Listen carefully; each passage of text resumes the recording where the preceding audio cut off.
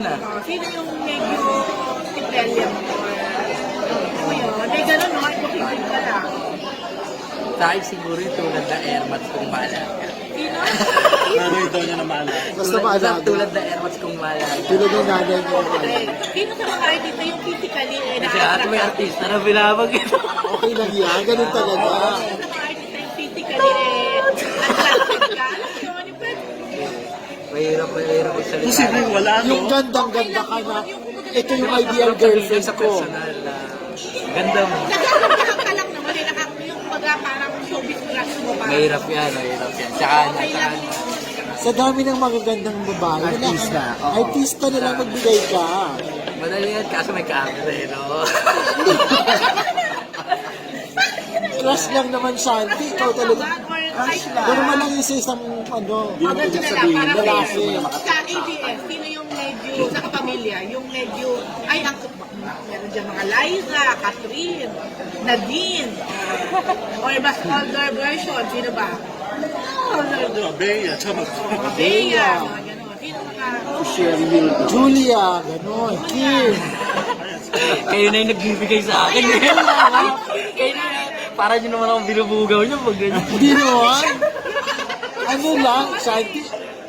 Oh, mag-multiple choice ka na din sa sinabi namin. Wala, ano yan. Darating din. Hindi lang ngayon. Okay na yun, next question. Wala kang ideal girl sa kanila. yung medyo, ano lang, Hindi kasi ako manonood na ng TV, sa totoo lang, puro internet na lang ako ngayon. o, ito na lang, sino yung na physically, type A mo? Liza, Catherine, Nadine, o yung tatlong May napili ka. Oo, sa tatlong yan, sino?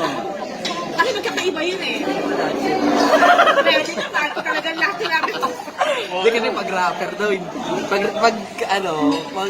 Pag singer, isa. Pag rapper daw, marami. Hindi, joke lang. Hindi, joke lang. Ayun ang sagot. Joke lang. So ano bang plano sa music, sa career? Tuloy-tuloy lang. Tumigil talo para sa akin.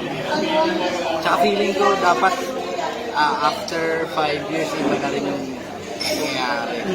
Solid. Maski sa music industry. Lang, first time mo magkakaroon ng part Bar. first time.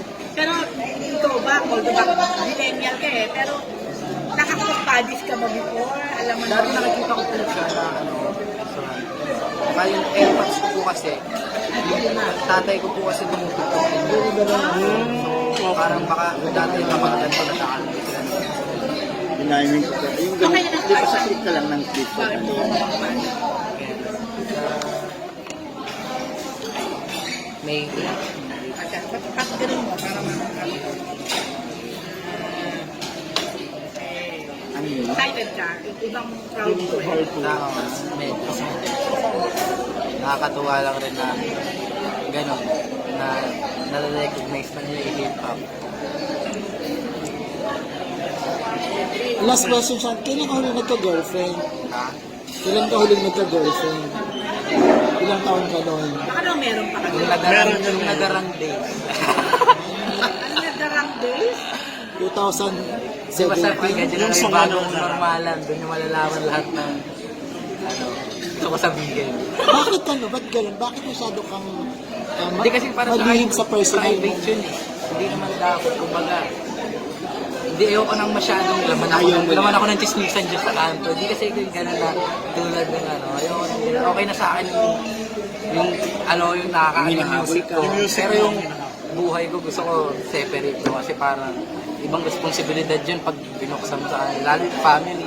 Tulad nga rin po na sinabi ni Sir na kanina kaya hindi niya rin, kumbaga yung mga anak niya rin hindi niya.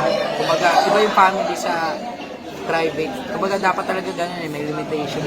Ganun, kada para sa akin. Paano? Sige.